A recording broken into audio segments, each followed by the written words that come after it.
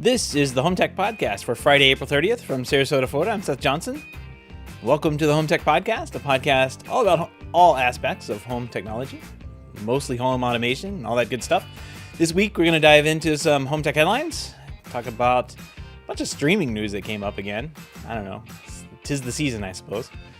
And, of course, we'll grab a pick of the week. But first, just a quick reminder again, as I try and do at the top of every show, don't forget about our HomeTech Talks, which is actually turning into a really fun thing where a couple of guys get together and we chat a little bit extra about some of the news that's going on. But we pick a topic every week. Last week, I think we did RGB lighting.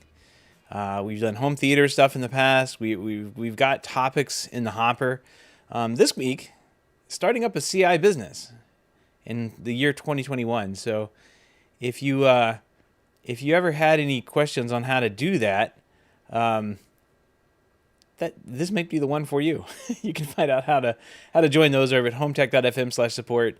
Any patron, any level, get you into those talks, and where you can participate in them. You can join them. It's just a Zoom webinar. You can hop on in. We'll bring you into the conversation, or you can jump right over.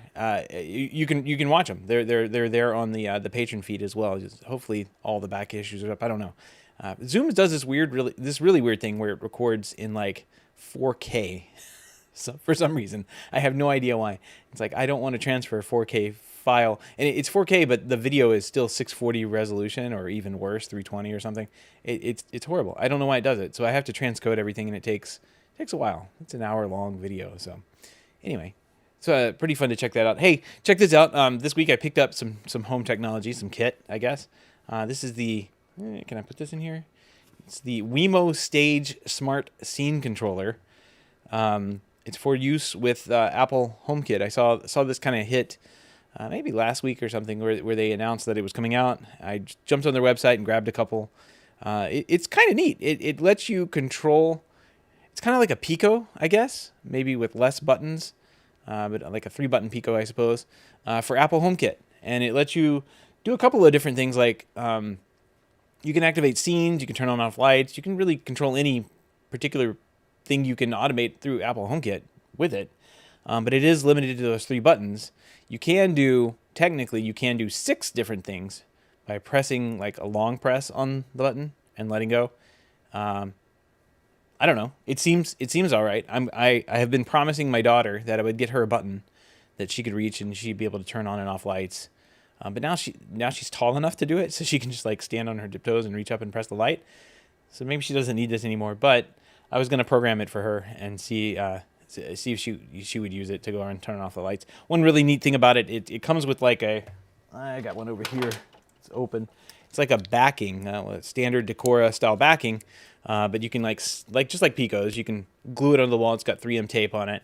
But it's got like a magnet catch to it, so you can just like snap the keypad in with a magnet, pop it out when you need to use it. So it's actually designed fairly well. Like Richard's actually in the chat now, saying that he needs to try it out. Richard, I suggest you try it out. It's actually not bad, especially for Wemo. and I don't know what it's using. It must be using Bluetooth. It can't be using Wi-Fi. But it works fairly well. I was kind of surprised by the build quality and everything that it came in the box. It looks nice. I don't think I'm going to stick on the wall or anything, but to have like a little magnetic keypad that I can kind of stick, like I can stick one on the desk here, on any one of the magnetic parts or pieces or like under frames or anything like that, and have quick access to a couple buttons to turn on and off lights, or do automation things around the house. Not a bad thing. So check that out. Not a pick of the week yet because I really haven't flushed it out, but I thought it was pretty cool, and I had it sitting right here on the desk, so thought I'd show you. But with that, let's jump into some home tech headlines. Oh boy, blue sign of the times. Home security company ADT is suing Ring, claiming its recent designs are a brazen copy of ADT's octagonal blue symbol. The firm cites Ring's blue outdoor siren as a recent example. In the filing, ADT also lists a dozen of its trademark registrations dating back to the late 1990s. A feature of a combination of a blue Let's see, a blue octagonal designs, a bunch of them. If you've ever seen the ADT logo, you'll know what this, not the logo, but so much like the little like sign that people put out in there, including me. I have the ADT signs out in my yard, not because I use ADT, but because I just got the signs off eBay. So I actually do monitor in my house with and turn it and actually use it. I turn it on and off. But the signs are just there for deterrence. They work. They do work. You don't have to have a security system for them to work. ADT is claiming that Ring's use of the blue octagonal risks confusing customers and misleading them into thinking that the two companies are affiliated or associated. And in its filing, ADT says, quote, the striking similarity is evidence that Ring is trying to, quote, reap and benefit the goodwill associated with ADT's brand and reputation. It adds, this type of confusion seriously undermines the goodwill that ADT has cultivated in its famous blue octagon. Those are capital, each one of those, famous blue octagon. Okay, like that's a thing. And irreparably harms ADT. And here's a quote I thought was funny from the lawsuit itself. Ring believes that when the public sees the solid blue octagon on a home, they will think of ADT. Completely ignoring the fact that they just can't read the actual 3 or 4 letters that are on the octagon. I don't know. Back in 2016, there was a spit about this as well, where Ring would they came out with like their little signs and stickers and everything that you could get with their security systems and cameras and that kind of thing. And ADT said something about it then, and the Ring solution was to make it less blue. And ADT didn't really do anything after that. They just kind of dropped the issue. But now it seems that, I don't know, this seems like a bit of desperation from ADT to get some press or some money or a settlement or something. I'm not sure. I really don't think the two brands are particularly harmed. I was talking to my wife about this, and she said, why would anybody do that? It looks just like, this does look just like ADT, but from my perspective, it was kind of interesting to hear that perspective. From my perspective, working in the security industry for, like 20 years, I mean, half the companies out there had these blue stop sign things, or not. They weren't blue because they, quite frankly, they didn't want to be associated with ADT, so they didn't make them blue. But there's plenty of security companies, just regular local security companies that have that octagon. In fact, you can go into any website basically, and get if you have a security company or if you just want to buy some, you can actually get them. In fact, I thought about doing this. If anybody wants me to make this product here, I'm going to do this. This looks really cool. I have a blue octagon that I'm going to make and stick in front of my house. And it says listening to the HomeTech podcast and has HomeTech.fm on it. So let me zoom in there so you guys in the chat can see that. Look at that bad boy. There you go. So I think we should make that and stick it in front of all of our houses, and it may help people find the podcast. So it's going to be our show art this week for sure. So we'll get that in. Hopefully ADT won't sue us, but I don't think they will. I think we're a little bit below the radar there. So.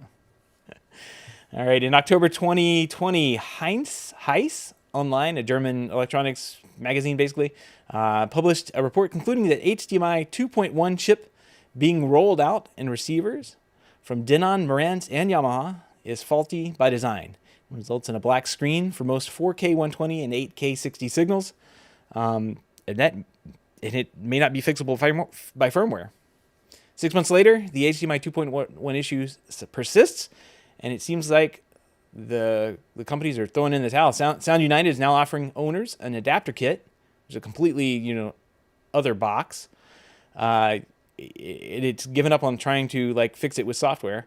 So if you've got basically, here's a quote from one of their support articles. If you experience a black screen and no audio when trying to pass through a 4K 120 or 8K signals from a gaming device connected to the 8K input of the Denon AV receiver, this adapter will help you get a proper gaming experience. Yamaha has also acknowledged the issue and is recommending owners use HDMI eARC as a solution. So basically going directly to the TV and then coming back with audio from the TV for gaming and just kind of bypassing the receiver altogether. So it doesn't sound too good. Just kind of putting this out there for anybody running across this weird issue. As Craig is pointing out in the chat, this is great press for 8K. Yeah, it's not looking too hot. I guess there's not too much out there doing 8K right now. So PS5 has it, and the Xbox Series X may have it as well. But there really can't be that much content out there for it, much less the TV sets to display it. At the moment, I suppose this stuff's getting more popular, but it seems like this is early days, and it seems like early adopters always get stuck running into these kind of issues up front. So, oh boy, another one. Roku on Monday notifies its users by email that YouTube TV may be forced off its platform entirely, alleging the anti-competitive demands from Google included requests for preferential treatment of its YouTube TV and YouTube apps. Roku says it's not asking for more money, but for better terms around anti-competitive demands from Google, such as being asked to favor Google products in the Roku search results. Roku also claims that Google is demanding that Roku make their hardware a little bit better to meet Google specs, a move that could possibly increase the price of their products. For their part, Google says they're just trying to work out a deal with Roku and that Roku claims are baseless. Here's a quote from their response. All of our work with them has been focused on ensuring high quality and consistent experience with our viewers. We have had no requests to access user data or interfere with search results. We hope we can resolve this for the sake of our mutual users. So, fun. It seems like carriage disputes are now for cord cutters. Like we've seen this in the past when it comes to like satellite dish company. I think Dish Network and like Fox Sports always had those spouts where you would potentially lose. You'd see it pop up like during baseball season or basketball season. You don't lose the next game. Contact DirecTV now, or vice versa. They would each put up their own advertisements, and I don't really know if that ever works, but who knows? Like in this case, like either one of these companies, who do you call? Like who do you call at Google to complain? Like it's not like do you just send someone an email and say, please don't turn off my YouTube TV on my Roku? Just give in. And I really don't know how this works in the age of digital companies that have no support services, but here we are. Carriage disputes have made it into the digital age. All right, HBO Max is getting ready to bring in live hockey. So streaming news continues here. Thanks to a 7-year deal between the National Hockey League and Warner Media's Turner Sports. Alongside HBO Max stepping into sports spotlight, Turner Sports has also announced that TNT and TBS will air the Stanley Cup 3 out of the 7 years outlined in the deal. So 2023, 25, and 27. And the remaining years will be hosted on ESPN Plus and ABC. Just to kind of give you a price breakdown here. Let's see. ESPN Plus costs $6 a month or $14 a month bundled with Disney Plus or Hulu. HBO costs $15 a month, so kind of on par there. NHL TV costs $35 for the All Access Pass, or you can just do one team, all of one team games for $30 a month. So good news there for hockey fans. HBO Max really isn't. HBO in general is not really known for sports, and outside of like a couple of documentaries that they have out there. But we're seeing all of these streaming services start to expand what they offer, their offerings, and broaden their scope to help attract more customers and keep the people they have subscribed. I mean, there's no like you're not forced to stay on AT&T. You're not forced to stay on HBO Max. You can cancel every month, but if they can keep you around, if they can bring in the hockey game, here it is, hockey game, yeah, Stanley Cup champs right there. Then yeah, they will do what they can to keep you around. So, all right. Spotify is increasing the price of minute subscriptions this week across the UK and parts of Europe, with a little bit here in the US for family plans. Subscribers to the service have started to receive emails informing them of the changes, and they will affect the student, the duo, and family plans across most Europe and the UK and other markets as well. And this is all starting on April 30th. So here's kind of the breakdown. Spotify Family is increasing a whole $1 from $15 to $16 per month in the US. And so over the UK, Spotify Student is increasing from $5 to pounds per month, and the Duo, which is a subscription for two people, moving from 13 pounds to 14 pounds a month. And UK Spotify Family is going to go up £2 actually, from 15 to 17 a month. So kind of interesting to see that. Spotify's price increases come just months after the company revealed that it has more than 150 million subscribers. That's huge. Despite this, they still had a loss of 125 million euro in the recent quarter. So we're probably going to see there's an earning call, I think tomorrow, Thursday, as we record this on Wednesday. Earnings call will be tomorrow, so we'll probably find out a little bit more on why they raised these rates then. We have to keep an eye on that one. Netflix is finally rolling out a feature called Play Something on TV devices, with support coming to mobile soon. Netflix has been running the tests on this since last year. And the idea behind this is, well, you don't know what to watch and you get tired of scrolling endlessly through their lists of shows. Here, you just open up the Netflix app, you see the button that says Play Something, you click it, you're watching something. Who knows?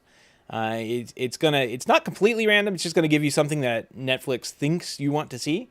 But you also have an option to kind of like skip something by clicking none other than the Play Something Else button.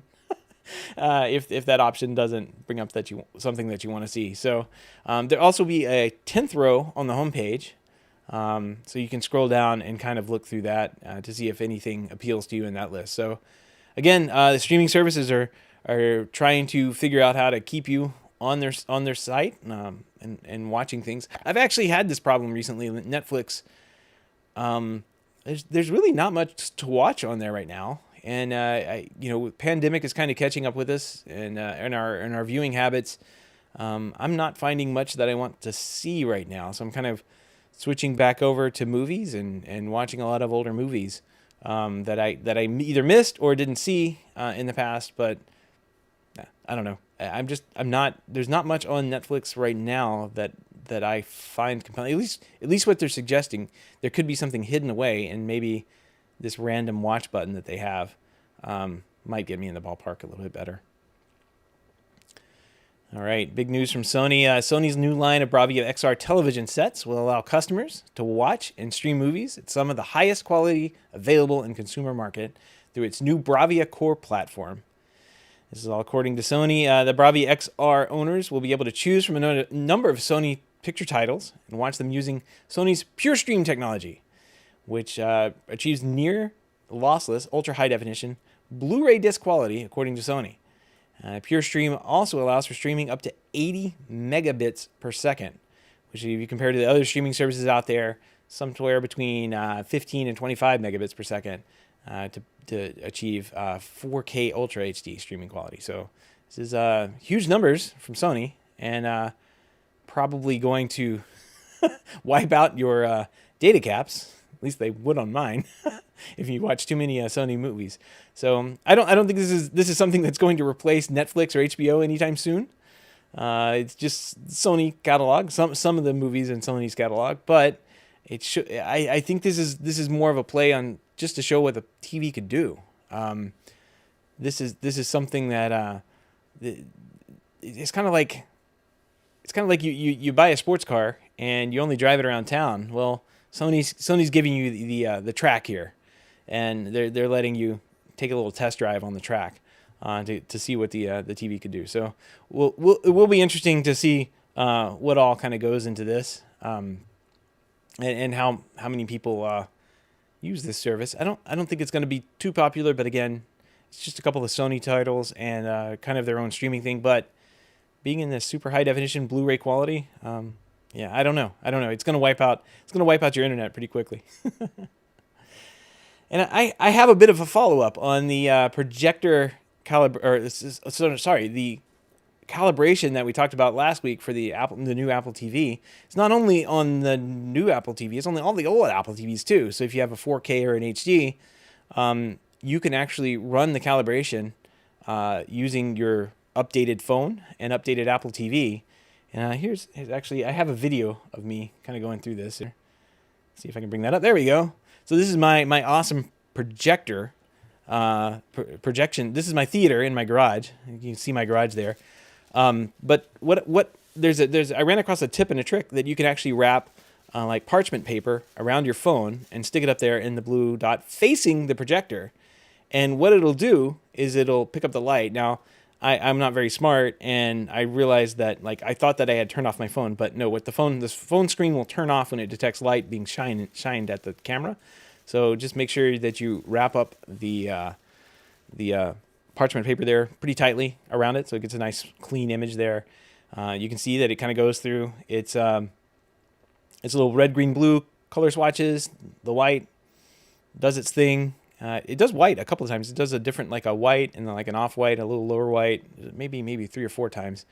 And then boom, there you go. Color balance complete, which is kind of cool, I thought. You could actually, here's actually on my horrible projector screen, the difference between original and balanced. And I did notice a difference. So there is something there. But it just goes to show that this feature that I only thought would only work on TVs on the latest, newest Apple TVs, works on the older Apple TVs. And there you go. Greg says, do you have to provide the values of the parchment paper to compensate? I have no idea, Greg. I think what they're just doing is getting you in the ballpark, and with the light that's coming off the colors there, and it's the colors that come from your TV, right? So like, they're just looking at the levels of those colors that are coming off. So my screen is white, the parchment paper is roughly white too, and I think that they are just taking that lux map and basically applying it back onto the picture and just identifying what levels they're going to send out at what speed. Yeah, you can use whatever paper you want, toilet paper, tissue paper. I think it'd probably work as long as the light shone through it a little bit. So Greg's asking if you can tell if there's a difference or is it any better. Not on my horrible projector. I can't tell. I did it on my 4K TV inside, and I did notice that the color levels were better. And I had ballparked that with the THX app as well. So that I did notice that it had gotten a little bit closer. Like skin tones looked a little bit better. It looked like I was off on maybe the reds. From when you toggle back and forth, but only so much. It wasn't really that much. So anyway, a really cool feature. It gets you in the ballpark. It shows off more of what your TV can do. And I think for getting this kind of technology into more people's hands, and at least having more people go through that process, maybe getting a better picture, essentially, out of the TV is good for everybody. I mean, it's gonna, the rising tide raises all ships. I think it's gonna be a great idea for that. So there's definitely some questions about what 2-ply toilet paper. Yeah. I don't know, guys. You guys can try whatever you want. I used parchment paper because I found a little thread on Twitter that said it worked, and sure enough, it did. So. Check out the video there on our links as well.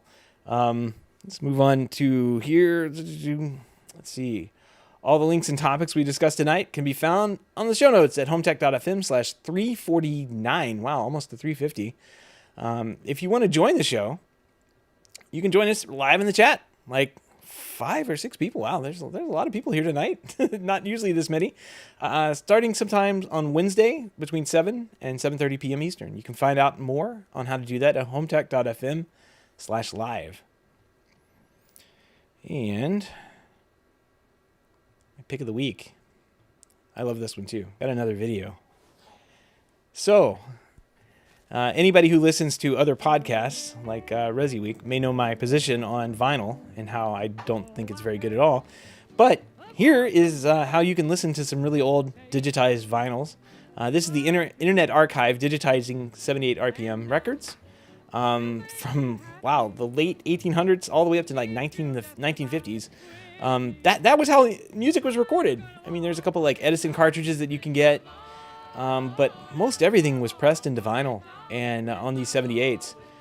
So they're working to digitize over 250,000 records, or they've actually done that for 250,000 records. They preserved them and then archived them, and they actually run them through Isotope RX7 to clean them up. So if you go and browse the Internet Archive and see all these albums that they've digitized, you can actually pick a restored version of the song, which is really cool. And they go to great lengths to get a decent recording off of this, off these records. You can see here in the video that they released that they're cleaning. They go through and clean the records off. They vacuum the channels out with a little vacuum thing. They photograph, they categorize all of them, and then they actually have this really cool custom rig that'll come up here in a second that has it's like a record player, but it has 4 cartridges on it, and people and their cartridges, they think they think one is better than the other. There it is. That's really cool. So this custom built turntable, they put it on. You got 4 cartridges. Each one of them reads it in. And when you're looking through the archive, you can actually listen to each one of these cartridges in 2 different ways. You can listen to it EQ'd, and you can listen to it just raw if you wanted to. So from a technology standpoint, what they're doing is just absolutely stunning. And I can't believe how much they're able to do here. This is really cool. It's a partnership with George Blood LP, and they've been working since 2016 to digitize thousands of these 78 RPM records. So check that out. I will put a link there in the show notes to the Internet Archive and the thread that they have on Twitter, where they kind of go over all of the steps that they make and all the stuff that they've done to digitize these early recordings. So it is really, really cool. And what I haven't found, and I didn't have much time to dig, was a way to listen to these just live. Like you could just press play on them. I don't know if there's like a radio station or like where they stream out, and it may just be that they don't have money to do that. I don't know. But it'd be really cool to just kind of hit play and listen to old, folk music recordings from the early 1900s. Some of that music could just be lost to time if not for these recordings. So it's really cool that they've done this. If you have any feedback, questions, comments, picks of the week, or great ideas for the show, give us a shout. Email address is feedback@HomeTech.fm, or you can visit HomeTech.fm/feedback. Fill out the online form. And I do want to end the show. We want to give a big thank you to everyone who supports the show, but especially those who are able to financially support through the Patreon page. If you don't know about our Patreon page, head on over to HomeTech.fm/support to learn how you can support HomeTech for as little as $1 a month. Any pledge over $5 a month gets you a big shout out on the show, but every pledge gets you an invite to our private Slack chat at the Hub, where you and other supporters of the show can gather every day to talk about, what have we been talking about? We talked about Winamp. As I ran into that, the Internet Archive actually has a web-based Winamp that is scary. It didn't have the visualization plugins, but I hit the little llama button, and Greg's asking there in the chat, yeah, what about the llamas? I hit the button, and man, it was just like I was transported back into the, late 1990s, early 2000s. Winamp was such a great program for playing MP3s, and just extremely well written. It never crashed. I never had a problem at all with Winamp. But man, it was just weird seeing that on the webpage. And they have a web-based version of it that you can go through and play these songs on. It's really cool. So yeah, check that out. If you want to help out the show but can't support the show financially, no problem. We appreciate a 5-star review on iTunes or positive rating in the podcast app of your choice. And with that wraps up another week of home technology news here. Thanks everybody for joining us here in the chat, live chat. It's been lively tonight. Really appreciate that. We've got Home Tech Talks coming up tomorrow around 3 o'clock Eastern. And if you want to join that, head on over to the Patreon page and use the link to sign up for that. But I think this one's going to be pretty fun to talk about what it takes to start a CI business in the year 2021. Do you even need to be a CI? Can you just hang TVs for a living? I bet that's probably a pretty good pretty good thing. But there's been a couple of conversations floating around the hub about, when do you start your business? At what point does the hobby become your full-time gig, and how do you make that transition? And there's a lot of different answers and to that, and a lot of different advice that was popping up in there, and I thought was too good. We've got to capture it for one of our talks. So if you're interested in that, join us tomorrow. It will be recorded, and I'll try and get it up, posted back up. If it doesn't record in 8K, because my receiver won't decode 8K 120 or whatever. So hopefully I'll figure out why Zoom is doing that and fix it a little bit better. But with that, everybody, have a great weekend. Thanks for joining the chat, and we'll chat with you next week.